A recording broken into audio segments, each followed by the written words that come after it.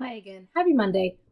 We're going to read our book. Chapter 5 is actually a little bit long, so get yourself comfy because we're going to read the whole chapter because I'm not leaving you on cliffhangers unless it's the end of the chapter. Okay, chapter 4 we just read. Diggory just hit the bell, and the bell made a long sound, and it got louder and louder, and then part of the archways crumbled. And then it literally left off with, they thought everything was done, but it wasn't.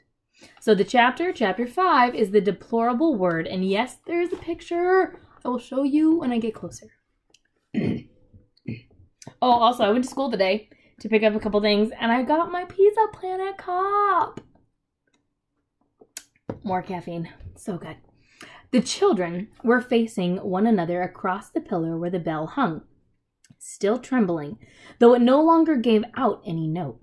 Suddenly they heard a soft noise from the end of the room which was still undamaged. They turned quick as lightning to see what it was.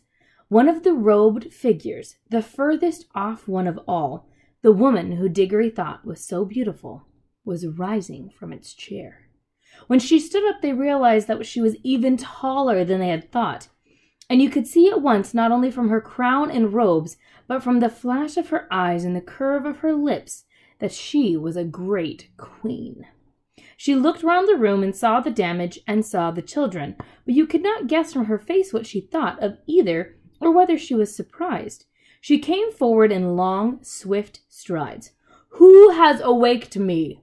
Who has broken the spell?" she asked.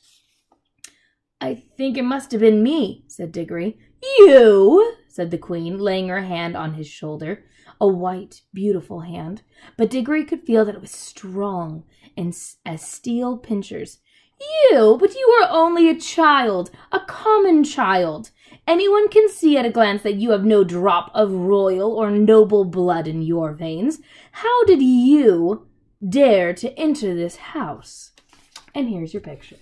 It's the queen in her robed garments. You see all the people in the background. You see Diggory and Polly. You can see the bell in the middle of it as well, the bell. She looks kind of creepy, doesn't she? I don't know. Personal opinion. Sorry. "We've come from another world by magic," said Polly, who thought it was a high time for the queen to take some notice of her as well as Diggory. "Is this true?" said the queen, still looking at Diggory, not giving Polly even a glance. Yes, it is," he said. The queen put her other hand under his chin and forced it up so she could see his face better. Diggory tried to stare back, but as soon as he had let his eyes drop, there was something about hers that overpowered him. After she had studied him for well over a minute, she let go of his chin and said, "You are no magician. The mark of it is not on you. You must only be the servant of a magician. It is another's magic you have traveled here." "It was my Uncle Andrew," said Diggory. At the moment, not in the room itself, but from somewhere very close, there came a rumbling, then a creaking, and then a roar of falling masonry, and the floor shook. "There is great peril here," said the queen. "The whole palace is breaking up. If we are not out of it in a few minutes, we shall be buried under the ruin." She spoke as calmly as if she had been merely mentioning the time of day. "Come," she added, as she held her hand to each of the children.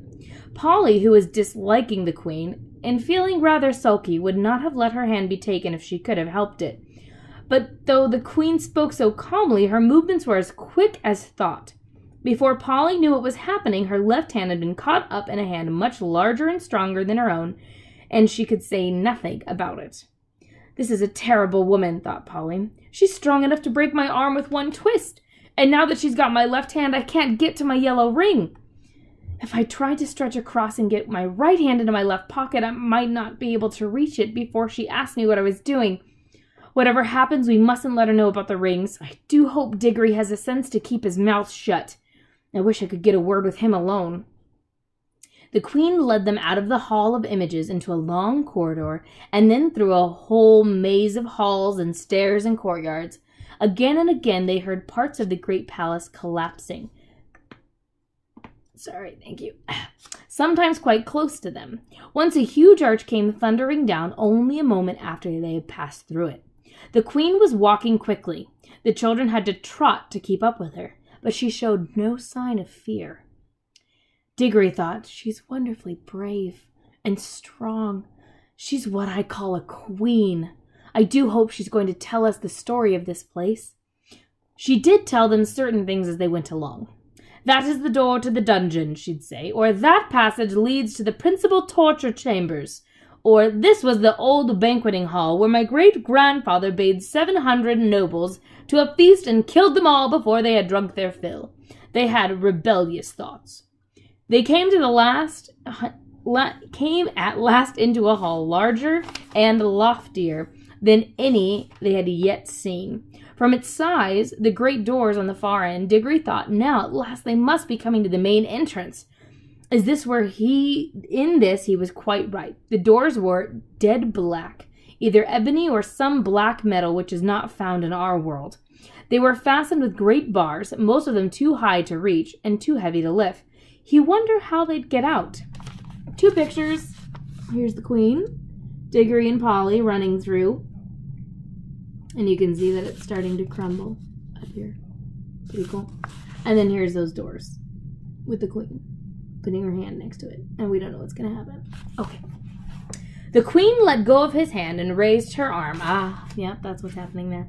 She drew herself up to full height and stood rigid.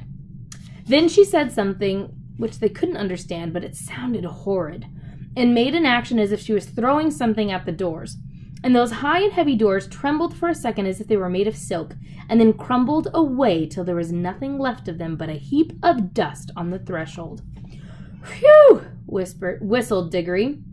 "Has your master magician, your uncle, power like mine?" asked the queen, firmly seizing Diggory's hand again. "But I shall know later. In the meantime, remember what you have seen. This is what happens to things and to people who stand in my way." Much more light than they had yet seen in the country was pouring in through the now empty doorway, and when the queen led them out through it, they were not surprised to find themselves in the open air. The wind that blew in their faces was cold, yet somehow stale. They were looking from a high terrace, and there was a great landscape spread out below them. Low down and near the horizon hung a great red sun, far bigger than our sun. Diggory felt that once it was also older than ours. A sun near the end of its life, weary, looking down upon the world. To the left of the sun and higher up there was a single star, big and bright. Those were the only 2 things to be seen in the dark sky. They made for a dismal group. And on the earth, in every direction, as far as the eye could reach, there spread a vast city, in which there was no living thing to be seen. And all the temples, towers, palaces, pyramids, and bridges cast long, disastrous-looking shadows in the light of the withered sun. Once a great river had flowed through the city, but the water had long since vanished, and it was now only a wide ditch of gray dust. "Look well on that which no eyes will ever see again," said the queen. "Such was Charn, that great city, the great city of kings, the wonder of the world, perhaps of all the worlds. Does your uncle rule any city as great as this, boy?" "No," said Diggory. He was going to explain that his Uncle Andrew didn't rule any cities, but the queen went on. "It is silent now, but I have stood here when the whole air was full of the noises of Charn, the trampling of feet, the creaking of wheels, the cracking of whips, and the groaning of slaves, the thunder of chariots, and the sacrificial drums beating in the temples. I have stood here, but that was near the end, when the roar of battle went up from every street, and the river of Charn ran red." She paused and added, "All in one moment, one woman blotted it out forever." "Who?" said Diggory in a faint voice, but he had already guessed the answer. "I!" said the queen. "I, Jadis, the last queen, but the queen of the world." The 2 children stood silent, shivering in the cold wind. "It was my sister's fault," said the queen. "She drove me to it. May the curse of all the powers rest upon her forever. At any moment I was ready to make peace, yes, and to spare her life too, if only she would yield me the throne. But she would not. Her pride has destroyed the whole world. Even after the war begun, there was a solemn promise that neither side would use magic. But when she broke her promise, what could I do? Fool! As if she did not know that I had much more magic than she. She even knew that I had the secret of the deplorable word. Did she think, she was always a weakling, that I would not use it?" "What is that?" said Diggory. "That was the secret of secrets," said the Queen Jadis. "It had long been known to the great kings of our race that there was a word which, if spoken with the proper ceremonies, would destroy all living things except the one who spoke it. But the ancient kings were weak and soft-hearted, and bound themselves and all who should come after them with great oaths, never even to seek after the knowledge of that word. But I learned it in a secret place and paid a terrible price to learn it. I did not use it until she forced me to use it. I fought to overcome her by every other means. I poured out the blood of my armies like water." "Beast," muttered Polly. "The last great battle," said the Queen, "raged for 3 days here in Charn itself. For 3 days I looked down upon it from this very spot. I did not use my power till the last of my soldiers had fallen, and the accursed woman, my sister, at the head of her rebels, was halfway up those great stairs that led up from the city to the terrace. Then I waited till we were so close we could see one another's faces. She flashed her horrible, wicked eyes at me and said, 'Victory!' 'Yes,' said I, 'victory, but not yours.' Then I spoke the deplorable word. A moment later, I was the only living thing beneath the sun." "But the people," gasped Diggory. "What people, boy?" said the Queen. "All the ordinary people," said Polly, "who had never done you any harm, and the women and the children and the animals." "Don't you understand?" said the Queen, still speaking to Diggory. "I was the Queen. They were all my people. What else were they there for but to do my will?" "It was rather hard luck on them all the same," he said. "I've forgotten that you're only a common boy. How should you understand the reasons of state? You must learn, child, that what would be wrong for you or for any of the common people is not wrong for a great queen such as I." I feel like she would hair flip right here, so I'm going to hair flip. "The weight of the world is on our shoulders. We must be freed from all the rules. Ours is a high and lonely destiny." Diggory suddenly remembered that Uncle Andrew had used those exact same words, but they sounded much grander when Queen Jadis said them. Perhaps because Uncle Andrew was not 7 feet tall and dazzlingly beautiful. "And what did you do then?" said Diggory. "I had already cast strong spells on the hall where the images of my ancestors sit, and the force of those spells was that I should sleep among them like an image myself, and need neither food nor fire, though it were 1,000 years till one came and struck the bell and awoke me." "Was it the deplorable word that made the sun like that?" asked Diggory. "Like what?" said Jadis. "So big, so red, so cold." "It has always been so," said Jadis, "at least for hundreds of thousands of years. Have you a different sort of sun in your world?" "Yes, it's smaller and yellower, and it gives a great deal more heat." The Queen gave a long drawn "Ah!" and Diggory saw on her face the same hungry and greedy look which he had just lately seen on Uncle Andrew's. "So," she said, "yours is a much younger world." She paused for a moment to look once more at the deserted city, as if she was sorry for all the evil she had done there. She certainly didn't show it. And then she said, "Now, let us be going. It is cold here at the end of the ages." "Going where?" asked both the children. "Where?" repeated Jadis in surprise. "To your world, of course." Polly and Diggory looked at each other, aghast.